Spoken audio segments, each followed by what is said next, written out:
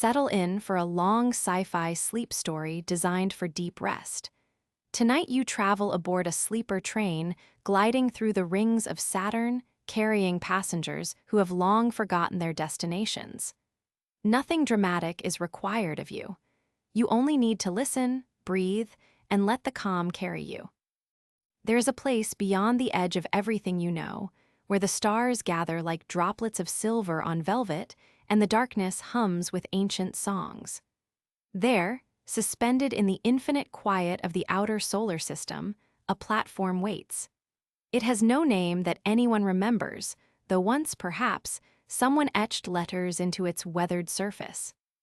Those letters have long since faded into the soft amber glow that permeates this place, a gentle luminescence that seems to emanate from the very fabric of space itself. You find yourself standing on this platform, though you do not remember how you arrived. Your feet rest upon planks of wood that feel impossibly warm beneath you, as if the sun itself once touched them, long ago, and they have never forgotten that warmth. Let your shoulders soften now. Breathe slowly. There is nothing to do but listen. Above you, Saturn rises in endless grandeur, a pale gold sphere veiled in mist and mystery. Its rings stretch outward like a divine harmony made visible, bands of ice and dust, and light that ripple and shimmer with colors you cannot name. The rings do not spin hurriedly. They orbit with the patience of eternity.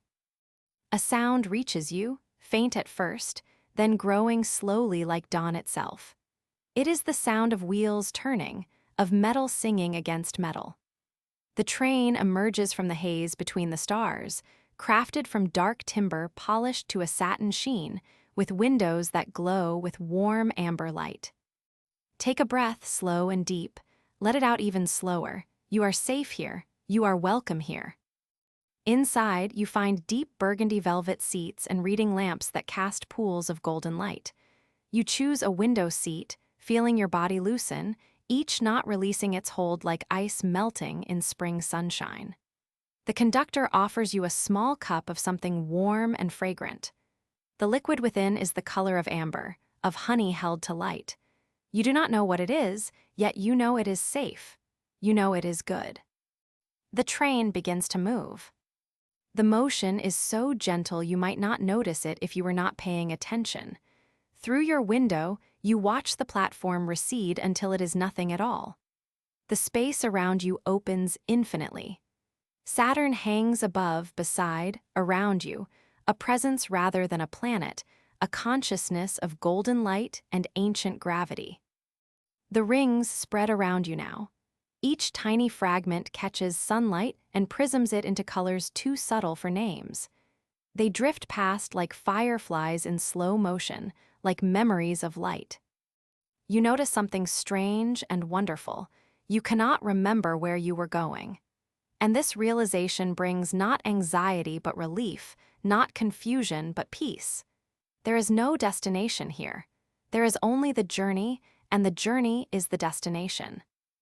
Through the window, the rings grow closer, denser.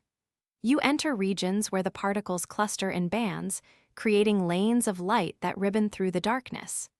The train adjusts its course with infinite subtlety, threading the needle between density zones.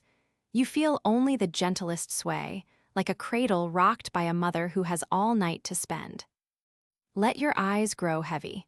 The glass beside your cheek is cool. The vibration of the train against your temple is a lullaby written in motion. The rings outside blur slightly as your focus softens, becoming ribbons of light. You find yourself in the observatory car, where the ceiling is not wood but glass, a vast crystal dome that stretches above you. Through this transparency, the rings are closer than ever, filling your vision with ribbons of light. Recliners dot the floor, soft leather chairs that invite you to lay back and surrender to the view. You choose one near the center. As you settle into it, you feel it adjust to your body, finding the perfect angle where your spine aligns with rest. Breathe in slowly. The air here is warm and scented with old books, cedar wood. Let that breath out slowly, slowly, until there is nothing left to release. The rings flow past above you. You are no longer separate from the rings. You are part of their story, and they are part of yours.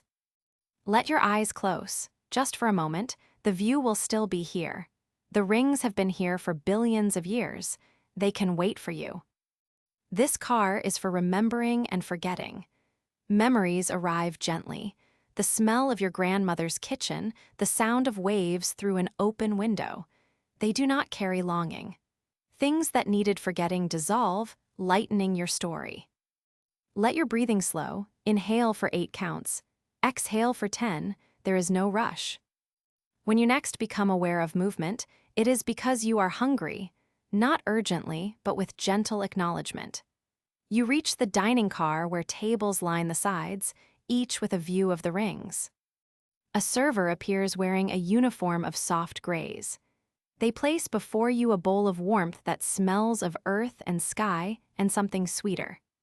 The flavor defies description, but feels like contentment, like the memory of childhood meals, like the satisfaction of food eaten with someone loved. Around you, other passengers dine in comfortable silence. The elderly man from scene 2 nods to you from across the car. The woman with silver hair stirs something steaming. No one speaks, yet everyone is together in this shared act of nourishment.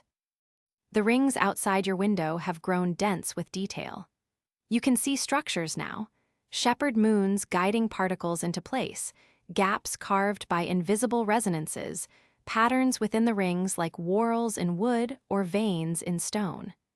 Each mote of ice catches light and sings with it. After your meal, you find yourself moving through corridors until you reach the sleeping car. Here, private compartments wait, each with its own window to the infinite. The beds are made with sheets that feel like clouds, like warm sand, like the embrace of someone who loves you without condition. You lie down. The sheets rise to meet you, shaping themselves to your form, finding every curve, every hollow, every place that needs support. The pillow beneath your head remembers every head that has rested there and carries that wisdom into the support it offers you. The train sounds different here. The Kotham becomes deeper, more resonant, vibrating in your chest like a tuning fork struck to the frequency of comfort. You feel it in your bones, you feel it in your breath. You and the train are one organism now, sharing the same rhythm, the same pulse. Through your window, the rings have become a river of light, a golden stream that flows past without end.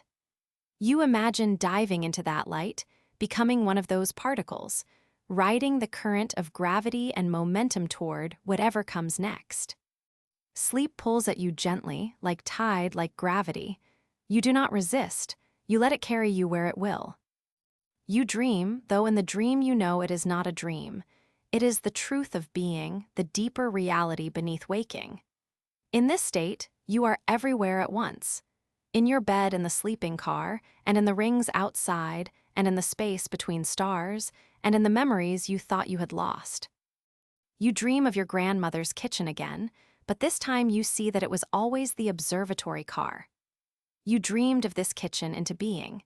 Its warm yellow light, the smell of vanilla and cinnamon, the way the afternoon fell through a window that faced a garden where bees moved slow and golden between flowers.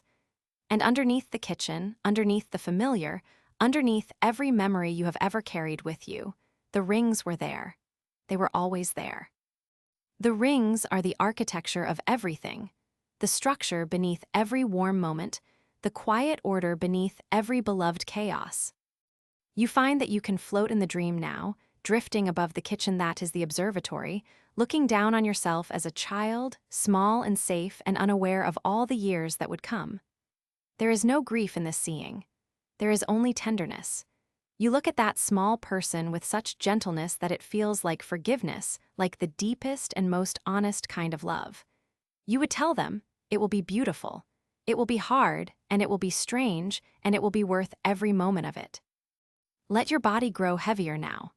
Let the dream carry you as the bed carries you, as the train carries you, layer beneath layer, all support, all softness. In the dream, the kitchen walls become transparent. and through them you see the rings in their full glory, and the child at the kitchen table looks up and laughs with delight, pointing at the ribbons of light that fill the sky where a ceiling used to be. And you laugh too, or some gentle version of laughter, a warmth that moves through you from your chest outward to the tips of your fingers and toes, a quiet joy so old and so simple that it needs no name. Breathe in slowly. Hold it for just a moment, the way you might hold a candle near your face on a cold night, feeling its warmth. And breathe out. Let the dream soften at its edges. The rings outside pulse with a rhythm that matches your heart, and your heart slowly, gratefully, adjusts to match them. The rings have been turning for 4 billion years. They know the pace of peace. They know the tempo of eternity. Your heart learns this now, carrying the lesson in its steady beat as you rest here, cocooned in the arms of something ancient and infinitely kind. The dream does not end so much as open, the way a room opens when a door is left ajar and a breeze moves through it, rearranging the light. You feel yourself returning, gently, to the warmth of the sleeping berth, to the smooth coolness of the sheets, to the deep hum of the train moving through the rings. You are here. You are warm. There is nowhere else to be. Let your shoulders melt a little further into the mattress. Let your jaw unclench. Let your hands rest, palms open, receiving, holding nothing at all. You do not remember leaving the sleeping berth. One moment you were there in the warm cocoon of sheets, half in dream, half in the humming dark, and then there is a soft light ahead of you in the corridor, and you follow it without thinking, without choosing, because it is that kind of light.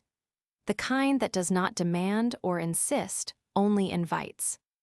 The door at the end of the corridor opens with the quietest sigh of well-fitted wood, and you step into the library car. It stretches further than you expect.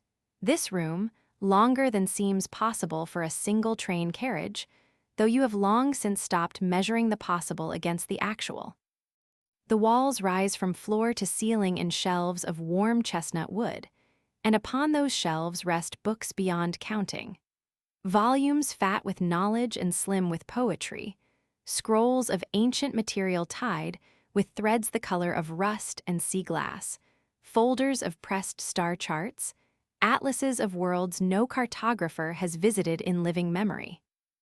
The spines of the books are faded and beautiful, their titles in languages you have never studied yet can almost read, as if the meaning is not in the letters but somewhere behind them, in the deeper layer where all languages touch. Small lamps are placed throughout the room, each one a shallow bowl of amber glass in which a flame floats without wick, without oil. They simply burn with the gentle insistence of things that know they are necessary. Their light is warm as late afternoon, warm as candles on a birthday cake, and it falls across the shelves in pools and shadows that make the book seem to breathe. Let your breathing slow now. Inhale gently, feeling the air move through you. Exhale with nothing held back. You are soft here. You are safe here. There is nothing in this library that could trouble you. A long reading table runs down the center of the car, and upon it lies a map. It is enormous, spread across the table from end to end, held at its corners by smooth stones the color of charcoal. The map shows Saturn and its rings in a detail so fine that you must lean close to see it, and when you do, you begin to understand that this is not an ordinary cartographic rendering. This is a living map. The rings on the page move, slowly in their real-time orbits, the particles catching the light of a painted sun that appears to shine from somewhere inside the vellum itself. You lean over the map and trace one of the rings with a fingertip, not quite touching the surface, just above it. You can feel the faintest warmth from the paper, as though it is inhabited. Here is something wonderful. Looking at this map, knowing that it shows a system of such staggering complexity, containing more individual particles than there are words in all the books on all these shelves combined, you feel not overwhelmed but undone in the best possible way. The sheer scale of it releases something in you. You are a tiny, warm point of awareness moving through a cathedral of unthinkable size, and this is not frightening. It is the most restful thought you have ever thought. You are so small. The universe is so large. Everything that has ever worried you, every task undone, every conversation that looped anxiously in your mind before sleep claimed you, all of it fits inside that smallness. All of it is held easily within the vast quiet of this moment. Let your eyes rest. Let your thoughts grow slow. There are other passengers in the library car, you realize, though you had not noticed them until now. An older woman sits in a deep leather armchair near the far window, a book open in her lap, her eyes closed, her head tipped back at the angle of deep and peaceful sleep. A young man sits cross-legged on the floor between two shelves, leaning against the woodwork, also asleep, a star atlas balanced open on his knees. They sleep without tension, without effort, like they have set down every last heavy thing and let the library hold it for them. The books around you feel attentive in the way that old, well-loved things feel attentive, as if everything written in them, every fact and theory and poem and recipe and star measurement and fragment of ancient philosophy is available to you without you needing to open a single cover. All of it is here. All of it is still here. All of it will be here long after the train completes whatever circuit it is traveling, and none of it is required of you right now. Knowledge asks nothing of you in this moment. Every answer can wait. Every question can rest. There is only the lamplight and the warmth of the wood and the slow turning of the rings outside the window. Breathe in, breathe out. Let the library carry you. You lower yourself into the nearest chair, a high-backed thing of green velvet that receives you with the enthusiasm of something that has been waiting for exactly your shape. Your arms rest along the armrests. Your legs extend along a footstool that appeared precisely where you needed it. The lamp nearest to you dimmed a little when you sat down, as if it understood that you did not come here to read. The map on the central table continues its slow and silent movement. The rings turn. The painted sun shines on. You close your eyes. The knowledge that surrounds you, all that accumulated human wondering and measuring and imagining, does not press against you. It holds you, gently, the way a community holds one of its own. All these people who ever wrote a single word in any of these volumes, they were all doing the same thing you are doing now, trying to understand the world well enough to rest in it.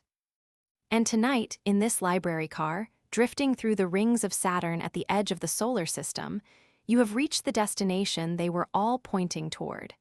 You can rest. You understand enough. The rest can wait for another life, another morning, another train through another ring system of another impossible, magnificent world. Let your body be still. The library car breathes around you, soft and amber-lit, and after a time that cannot be measured except by the deepening of your own quiet, you feel the impulse to move. Not urgently. Not because anything calls you or requires your presence elsewhere. Only the slow, half-dreaming impulse of a body that wants to walk the length of something, to move through space just because space is there. Just because movement can sometimes deepen rest the way, a stone dropped in still water creates stillness by first creating motion. You rise from the velvet chair without effort, leaving behind only the faintest impression in the cushion. You move to the far end of the library car, where a door leads into the narrow corridor between carriages. This corridor is different from the rest of the train. It is not quite inside and not quite outside. The ceiling is low and curved, and the walls on either side are thin, and through the seams where the carriages flex and separate just slightly as the train moves, you can hear the sound of space. It is not silence. It is the sound that silence makes when it is very, very old. A low, resonant hum that sits at the lowest register of hearing, more felt than heard, as if the whole universe is exhaling. The floor shifts gently beneath your feet as the carriages sway in their slow gravitational waltz. You place one hand lightly on the wall to steady yourself, not because you might fall, but because the wall is cool and smooth and feels good beneath your palm, feels like an anchor, like proof of the solid and the real. On each side of this narrow between space, small round windows are set into the walls. They are perhaps the size of a porthole on an old ocean vessel, rimmed in polished brass that has grown warm with the years, and through them, impossibly close, the rings of Saturn scroll past. You stop at the first window and press your face near the glass. The rings are right there. You could almost reach through and trail your fingers through them the way a child trails fingers from a slow-moving boat. The particles that make up this section of the rings are not uniform. You can see chunks of ice the size of houses drifting alongside grains too small to name, all of them moving in the same direction, all of them following the same ancient command of gravity and momentum. The ice catches the distant sunlight and scatters it in 1,000 directions, so that the rings here seem to be lit from within, each particle its own small lamp. Blues and silvers and the faintest golds, and between them darkness, but a darkness with depth, a darkness that has something behind it. Let your shoulders drop. Let your neck be soft. There is no hurry here. You could stand at this window for hours, and the rings would continue, and the night would not end, and nothing would be required of you. You move to the next window.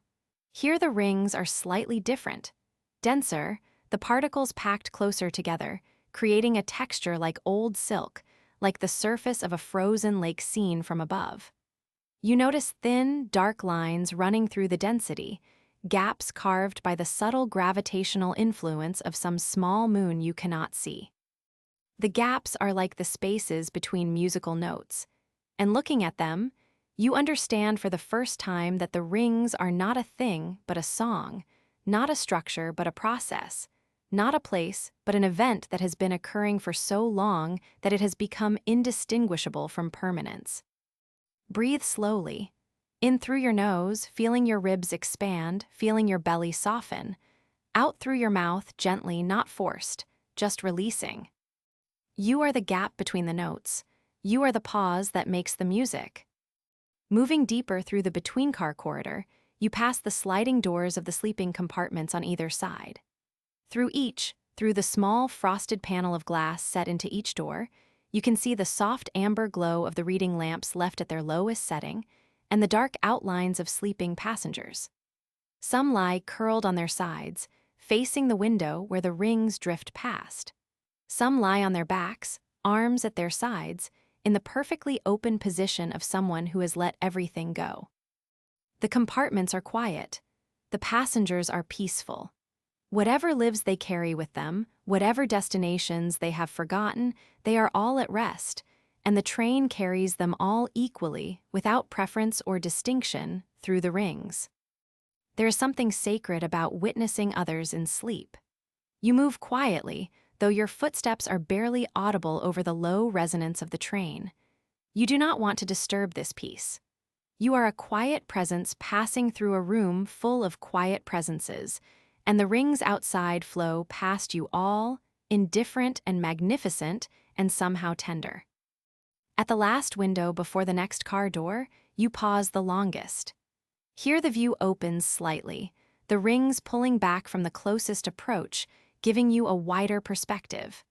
You can see the curvature of the rings now, the way they bow away from you on each side toward the great planet that anchors them.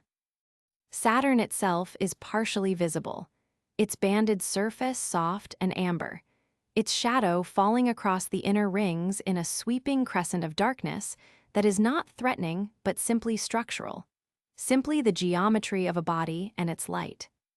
Let your eyes be soft, let your face be still. You realize that you are breathing in time with something. Not the train exactly, though the train's rhythm is there. Something larger. The rings themselves seem to have a respiration, a cycle of density and gap, of brightness and shadow that moves with the slowness of geological time, but that you can, in this moment at this window, feel synchronized with. As if your body, small and warm and brief, has found its frequency match in something vast and ancient. You press your palm flat against the cold glass of the porthole. The rings drift on. You are ready now for the last car. The door at the end of the corridor opens onto a small antechamber, and beyond it, another door, and beyond that door, the last car of the train, the one you could not see from any earlier window, the one you somehow knew was here from the moment you stepped aboard. You open the final door. The observation platform is not enclosed the way you expected. It extends from the back of the train like a porch extending from a house, and though you know you are in open space, though you know there is no atmosphere here, no planetary breath, no envelope of sky to hold you, you feel warmth. A deep, steady warmth, as if the platform is held within a bubble of something benevolent, something that knows you need to breathe and provides what you need without asking for thanks. The air here is the warmest on the train, carrying a faint scent of something like cedar and distant rain, a smell that has no logical place in the vacuum between planets, but exists here anyway, because this is a dream space or near enough to one. There are no walls on three sides. There is only the railing, a smooth, dark wood railing that follows the curve of the platform's edge, and beyond it, space. You walk to the railing and hold it with both hands, and you look back along the way the train has come. The rings stretch out behind you in their full, extraordinary reach, extending away on both sides until they vanish at the edge of perception. You are deep within them now, deep in the bearing perhaps, or some ring that has no catalog number, some ring that exists only for this train on this journey through this particular night. The particles around you move in streams and eddies, slow as clouds, deliberate as rivers, and the light within them is extraordinary. Each fragment of ice is a prism, each prism is a lantern, and together they form a display of color so subtle it takes a moment to see it. Not the brilliant fire of neon lights, but the gentle, layered luminescence of a forest after rain, where every leaf holds a small drop that holds a small sun. Breathe in deeply. Feel the warmth of the platform, the wood of the railing under your hands. Breathe out and let the breath carry everything with it. Behind you, Saturn is immense and close, filling one quadrant of the sky like a painted backdrop in a theater of impossible scale. You can see the cloud bands now, soft beige and warm ochre, narrow bands of pale lavender where the chemistry shifts, and everywhere that faint golden shimmer that seems to be Saturn's baseline, its resting color, its constant. The planet does not look alien. It looks, somehow, familiar, the way the sea looks familiar even if you have never visited it, because it is old and you are old in the parts of you that matter, and your deep self recognizes the deep world. Let your grip on the railing loosen. You do not need to hold on. You will not fall. The platform holds you, and the warmth holds you, and the train holds you, and the rings hold you, layer beneath layer, all support, no effort required. The stars ahead of the train are different from the stars behind. Behind, they are filtered through the glow of Saturn and the prismatic scatter of the rings. Ahead, they emerge clean and sharp and bright, each one a steady point of cold, pure light, each one a sun like yours or unlike it, each one surrounded by its own silent company of worlds. The train moves toward them without urgency, at the pace of a river in summer, wide and deep and unhurried. Other passengers are on the platform with you. Not many. A few quiet shapes, some standing at the railing as you are, some seated in low chairs set along the center of the platform, all of them looking at the same receding rings, the same approaching stars. No one speaks. There is nothing to say. Words would be surplus here, where the view does the speaking, where the silence articulates everything that language has always been reaching toward. You notice a low bench at the very center of the platform, just wide enough to lie upon, cushioned with something soft that you recognize from the sleeping car. The same cloud-weight fabric, the same yielding support. You go to it and you lower yourself onto it, and you lie on your back and look up. Above you, the sky is the complete sky. No ceiling, no glass, only the rings arching overhead and between them the stars, and the whole system turning with such enormous, stately grace that you can feel it, lying here, the way you can feel the earth turn if you lie very still in a dark field on a summer night. The rings arc overhead like a cathedral vault built from light and ice and the patient physics of gravity. You are inside the cathedral. You are at rest inside it. Let your arms rest at your sides. Let your legs be heavy. Let the bench hold you without effort on your part.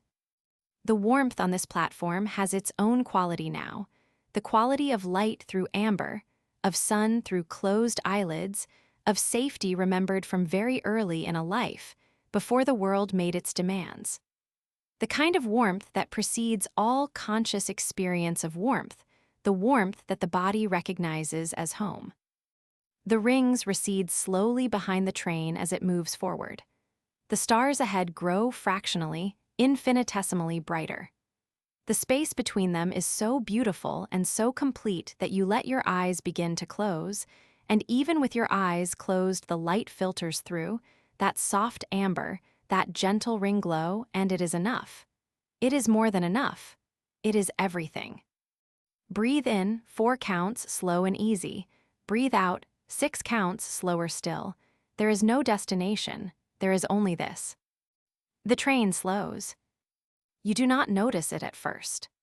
The train has always been moving at the pace of something unhurried, and unhurried is a range, and somewhere within that range, it has begun to deepen its quiet, to lengthen the space between one moment and the next, to breathe more slowly in its mechanical way, the way a person breathes when they are finally, genuinely ready to let the day go.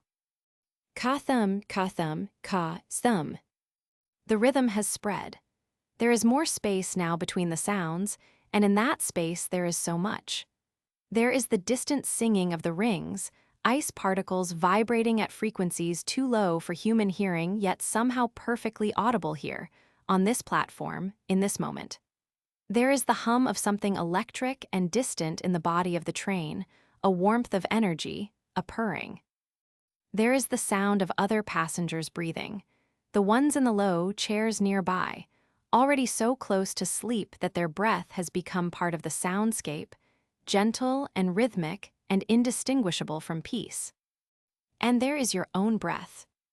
Notice it now. Notice how it has already slowed without you asking it to. Your body has been preparing for this moment for the entire journey, releasing one held thing at a time, loosening one gripped muscle at a time, letting the weight of the day settle down through the mattress of the bench, through the floor of the platform, into the deep structure of the train, into the rings, into space, into the enormous, indifferent, and somehow loving universe that carries you. Let your eyes rest beneath their closed lids. Let your brow be smooth. Let your jaw float. Let your throat open. The rings outside are very close to each other now, the particles dense and gentle, and their collective glow creates a kind of ceiling above the train, a soft, luminous vault that moves with the train, that surrounds the train. You are held inside light. You are nested inside the ring system of a planet that is itself nested inside a solar system, that is nested inside a galaxy, that is nested inside the incomprehensible totality of everything that is. And at every level of that nesting there is support, there is structure.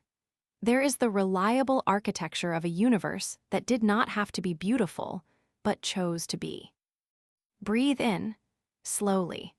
So slowly that you cannot tell if the breath is moving or if you have simply become still enough to feel the stillness of the air.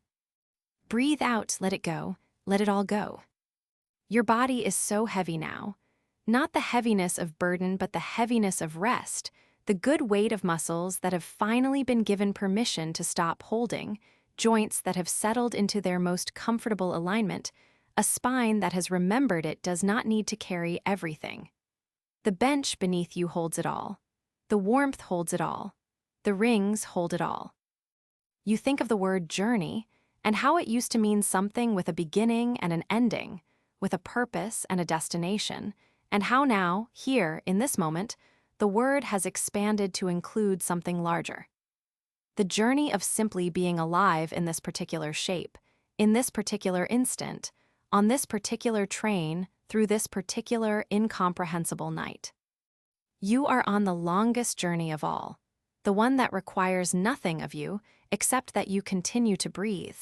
And tonight you are doing that beautifully. The train slows a little more. Ka, thumb. There are no more sounds from the dining car, no footsteps in the corridors, no rustle of pages in the library. The whole train has arrived at the same destination. This quiet, this ease, this collective releasing. Even the conductor, wherever they are, has set down their function and is resting. Even the train, in whatever way a train can rest, is resting. Let your breathing slow to the rhythm of the rings.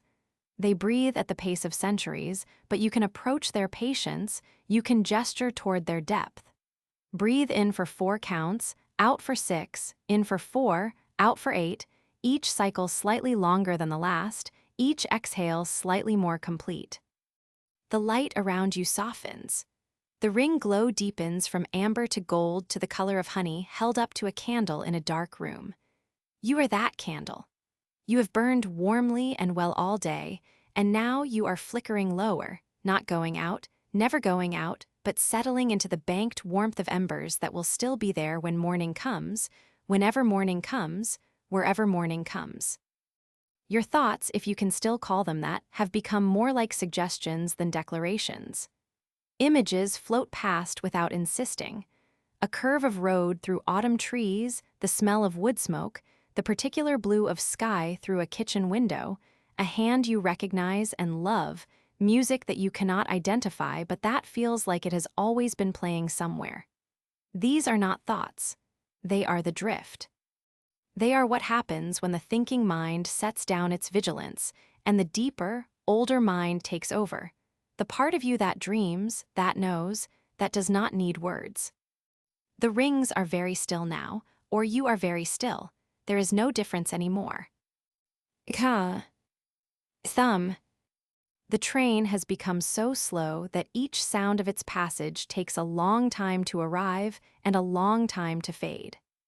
Between sounds, there is only the hum, the deep, resonant hum that you have felt since the beginning of this journey, the one that lives in your sternum, the one that matched your heartbeat hours ago and has been carrying it ever since. Your heart knows this rhythm. Your heart has always known this rhythm. Rest, rest, rest. The rings turn. The stars burn at their incomprehensible distances. The universe holds everything, even you, even now, even in the softest corner of the smallest possible moment. You feel yourself beginning to drift away from the observation platform, beginning to drift away from the train itself, though the warmth does not leave you. It drifts with you. The support does not leave you. It drifts with you. You are not leaving anything. You are only going deeper into the same warmth, the same support, the same belonging. The rings are all around you. You are inside them now. Not metaphorically. The particles are there, near and gentle, drifting past your outstretched awareness like snowflakes on a windless night, each one harmless, each one beautiful, each one carrying a tiny measure of the ancient light that formed this system, that formed this planet, that formed, very indirectly, in the long chain of stellar explosions and gravitational accidents and improbable chemistry, you.